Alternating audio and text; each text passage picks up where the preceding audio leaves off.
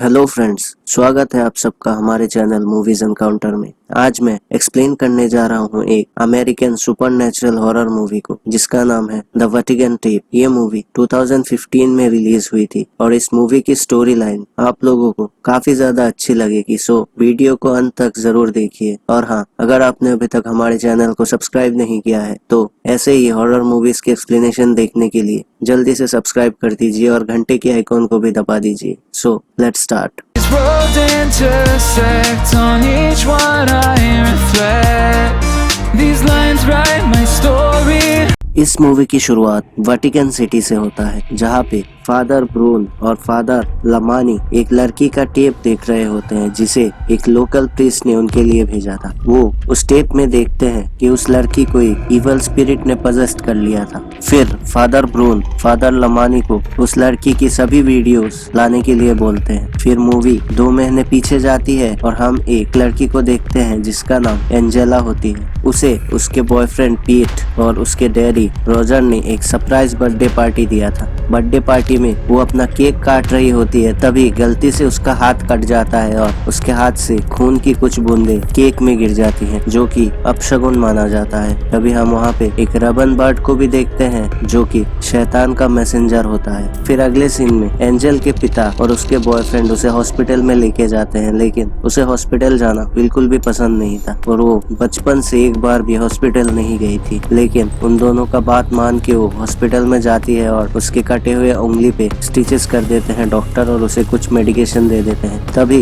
Angela के father Roger को उस हॉस्पिटल में फादर लोजानो मिलते हैं, जो पहले आर्मी में थे, लेकिन अफगानिस्तान का क्रूरता देखने के बाद उन्होंने पादरी होने का डिसाइड कर लिया था। फिर एंजेला, रॉजर और पीट घर में आते हैं और वो लंच के लिए बाहर जाने की तैयारी करने लगते हैं, लेकिन रॉजर को एक इम्पोर्टेंट कॉल आता है और वो नहीं जा पाता। फिर एंजेला और पीट एक बस में चढ़ते हैं। तभी एंजेला को बहुत ज्यादा प्यास लगने लगती है और उसकी गला सूखने लगे। देन अचानक से एक रिबन बर्ड उनकी बस की विंडशील्ड तोड़ता है और बस के अंदर आ जाता है। बस ड्राइवर बहुत ही मुश्किल से बस को कंट्रोल करता है। फिर एंजेला पीट को बोलती है कि उस बर्ड ने एंजेला की उसी उंगली पे काटा था जहाँ पे स्टिचेस लगे हुए। पीट एंजेला को हॉस्पिटल जाने के लिए बोलता है, लेकिन एंजेला बोलती है वो कल जाएगी, ये बोल के वो पीट को टाल देती है। उसी रात एंजेला घर में अचानक बेहोश हो जाती है, जिसे देख के उसके पिता और उसके बॉयफ्रेंड काफी ज्यादा डर जाते हैं। लेकिन अचानक से वो दोबारा होश में आती है और वो बोलती है कि मैं वापस आ गई। ये काफी डरावना था।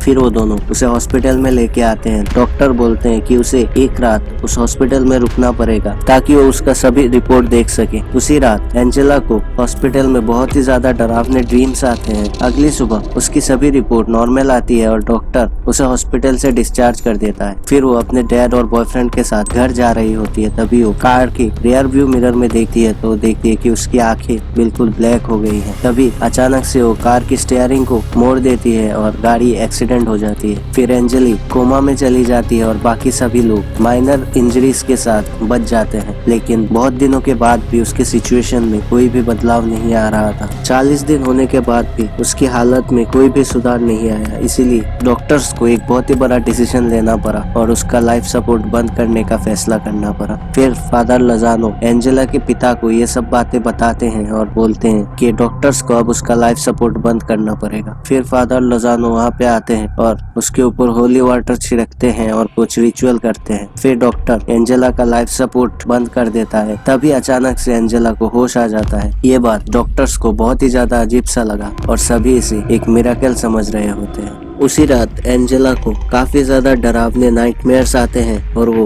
अपने बेड से उठ के सीधा मैटरनिटी वार्ड की तरफ जाती है। वहाँ पे वो एक बच्चे को लेती है और उसे पानी में डुबो के मारने की कोशिश कर रही होती है। शायद वो शैतान के लिए उस बच्चे को बलि चढ़ाना चाहती थी। तभी हॉस्पिटल का अलार्म बजता है और सिक्योरिटी गार्ड्स वहाँ पे आते हैं। फिर वो उस बच्चे को वहीं पे छोड़ के भाग जाती है, लेकिन सिक्योरिटी गार्ड्स उसे पकड़ लेते हैं। अगली सुबह पुलिस इन्वेस्टिगेशन करने वहाँ पे आती है और एंजेला से पूछती है कि उसने ऐसा क्यों किया, तो अपनी खिड़की की तरफ इशारा करती है। इन्वेस्टिगेशन ऑफिसर वहाँ पे जाता है तो देखता है कि वहाँ पे एक रिबन बर्ड होता है, जिसे देखने के बाद वो ऑफिसर अपनी आंखों में बल्ब घुसा लेता है और खुद को मारने की कोशिश करने लगता है, जिसे देख के फादर लजानो समझ जाते हैं कि एंजेला के ऊपर कुछ बुरी शक्तियों का प्रभाव है। फिर फादर लजानो एंजेला के पिता रॉजर को एंजेला को एक साइकियाट्रिक हॉस्पिटल में भर्ती करने के लिए बोलता है, लेकिन रॉजर पहले राजी नहीं होता। फिर लजानो रॉजर को समझाता है कि वो उसकी केयर करने के लिए वहाँ पे हमेशा मौजूद रहेगा। फिर रॉजर मान जाता है। तभी हम डॉक्टर रिचर्ड को देखते हैं, जो कि एंजेला की ट्रीटमेंट कर रही होती है और उसकी सभी बातें वीडियो कैमरा में रिकॉर्ड कर रही होती है। ये वही वीडियो होता है जो मूवी की शुरुआत में फादर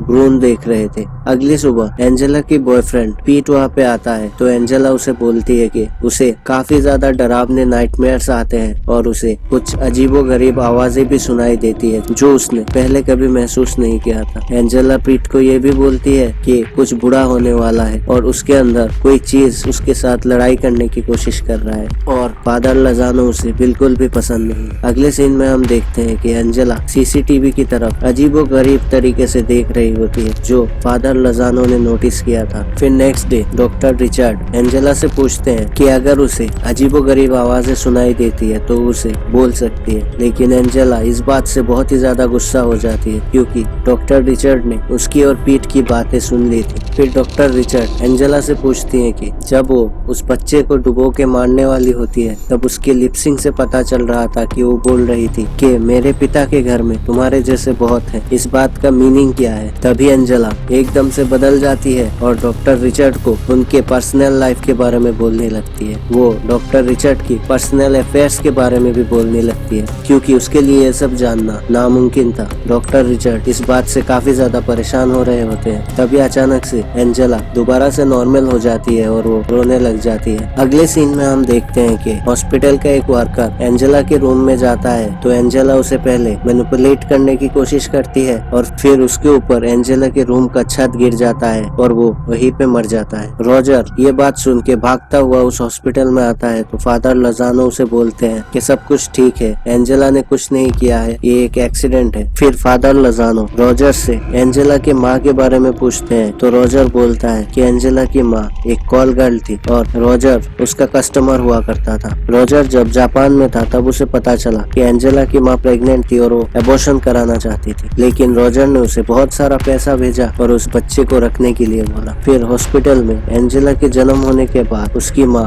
उसे वहीं पे छोड़ के चली जाती है और रॉजर ही उसे पाल पोस के बड़ा करता है। फिर अगले सीन में हम देखते हैं कि वो रबन बर्ड दोबारा से वहाँ पे आता है और एंजेला दीवार के पास जाके एरामिक लैंग्वेज में कुछ बोलने लगती है। ये एरामिक लैंग्वेज आज से करीब 3500 साल पुराना लैंग्वेज है, जिसे देख के हमें ये साफ साफ पता चलता है कि उसे जिस इविल ने पोजेस्ट किया था वो बहुत ही पुराना था और वो काफी ताकतवर भी था। फिर एंजेला दीवार पे जाके कुछ मंत्र बोलना शुरू करती है और उस हॉस्पिटल के सभी पेशेंट एक दूसरे को मारना शुरू कर देते हैं। कुछ तो अपने आप को फांसी भी लगा रहे होते हैं। तभी फादर लजानो सीसीटीवी में एंजेला को दीवार पे कुछ बोलते हुए देखते हैं और भागते हुए वहाँ पे जाते हैं और उसे रोक लेते हैं। फिर वहाँ पे पुलिस भी आती है और रॉजर भी भागता हुआ वहाँ पे आता है। फिर डॉक्टर रिचर्ड रॉजर को बोलते हैं कि अब वो और एंजेला का ट्रीटमेंट नहीं कर सकते, रॉजर को अब उसे यहाँ से लेके जाना पड़ेगा। देन रॉजर वहाँ के डॉक्यूमेंट्स पे साइन करता है और वो एंजेला को लेके घर वापस आ जाता है। तभी ये मूवी प्रेजेंट डे पे आता है और ब्रून और लमानी एंजेला का बाकी टेप देखते हैं और ब्रून डिसाइड करता है कि वो एंजेला की मदद करने के लिए यूएसए में आएगा। लमानी उसके साथ आने के लिए बोलता है तो ब्रून उसे मना कर देता है और बोलता है अगर मैं नहीं लौटा तो ये सब कुछ तुम्हें ही संभालना पड़ेगा। फिर ब्रून एंजेला के घर में आता है तो पीट को ये एक्सोर्सिज्म वाली बातें बिल्कुल भी अच्छी नहीं लग रही थी। फिर ब्रून पीट को बोलता है कि वो जब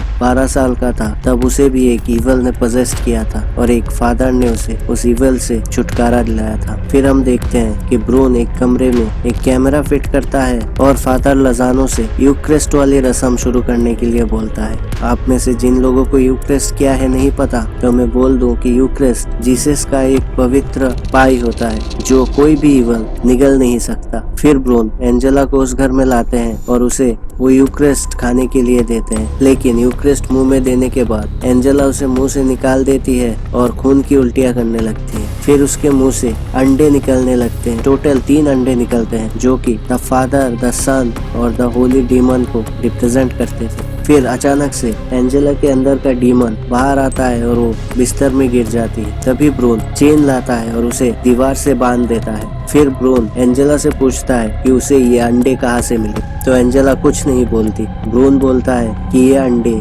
पुनर्जन्म के सिंबल होते हैं, यानी एंटीक्राइस्ट दोबारा से जन्म लेने की कोशिश कर रहा था। फिर ब्रून एंजेला के अंदर का डीमन को निकालने की कोशिश करता है। तभी एंजल के अंदर का डीमन बाहर निकलता है और चिल्लाते हुए बोलता है कि हम अब इस दुनिया पे राज करेंगे, तुम्हारा टाइम खत्म हो चुका है। फिर एंजेला अपने आप को चेन से छुड़ा लेती है और छलांग लगा के छत के ऊपर चली जाती है।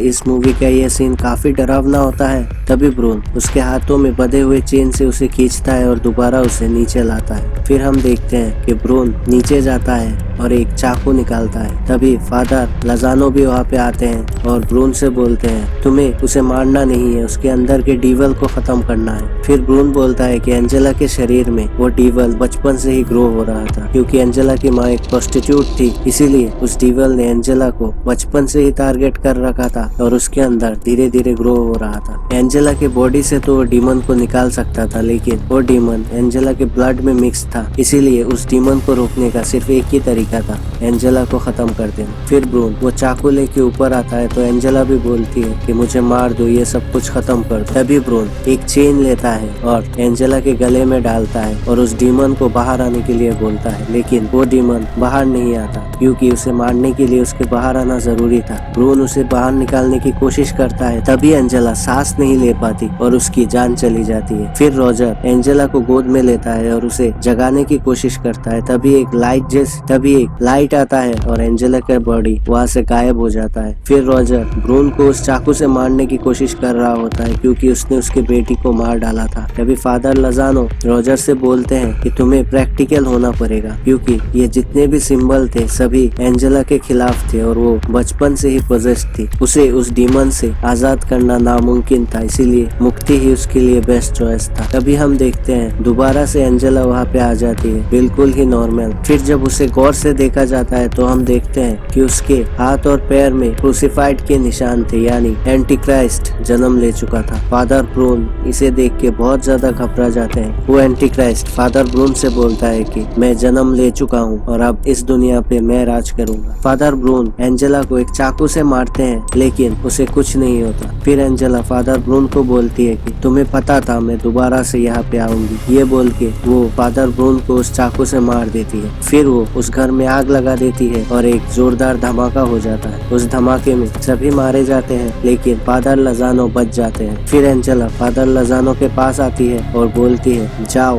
वेटिकन वालों से बोल दो कि मैं अब इस दुनिया में आ चुकी हूँ। देन फादर लजानो हॉस्पिटल में रिकवर करते हैं और मूवी 3 महीने आगे जाती है और फादर लजानो वेटिकन सिटी में पहुंच जाते हैं। वहाँ पे जाते ही वो लमानी को एंजेला का वो टेप देते हैं जो फादर ब्रून ने रिकॉर्ड किया था। फिर लमानी फादर लजानो को बोलते हैं कि तुम भी अब हमारे ग्रुप में शामिल हो चुके हो, क्योंकि एंटीक्राइस्ट ने तुम्हें नहीं मारा था, इसका मतलब तुम गॉड के लिए काम करते हो। फिर लमानी फादर लजानो को नीचे एक सीक्रेट रूम में लेके जाते हैं जहाँ पे बहुत सारे टेप रखे हुए होते हैं। जब भी एंटीक्राइस्ट इस दुनिया में आने की कोशिश करता था तब भी फादर ब्रून उसे रोक लेते थे और सभी टेप उस रूम में रखे हुए थे। फिर लमानी लजानो को दिखाते हैं कि उस 3 महीने में एंजेला ने क्या किया था। एंजेला ने सभी डिसेबल लोगों को ठीक करना शुरू कर दिया था और उसे दुनिया भर से बहुत सारे फैन फॉलोइंग मिल रही थी। और मूवी के लास्ट में हम देखते हैं कि द रेवोल्यूशन बुक में जो लिखा हुआ था कि एंटीक्राइस्ट इस दुनिया में जन्म लेगा और वो जीसस की मिमिक्री करेगा और तभी हमें सबसे ज्यादा डरना चाहिए। फिर एंजेला एक इवेंट में जाती है और अपने हाथ खड़े करती है और ये मूवी यहीं पे खत्म हो जाती है। इस मूवी की कंक्लूजन की बात करें तो ज्यादा कुछ बोलने को नहीं है, क्योंकि इस मूवी की स्टोरी लाइन लाइन बिल्कुल स्ट्रेट फॉरवर्ड, लेकिन हाँ, इस मूवी की कुछ सीन हमें डराने के लिए काफी थे और इस मूवी के एंडिंग को देख के लगता है कि इस मूवी का एक सीक्वल हमें जल्द ही देखने को मिलेगा। उम्मीद करता हूँ आपको वीडियो पसंद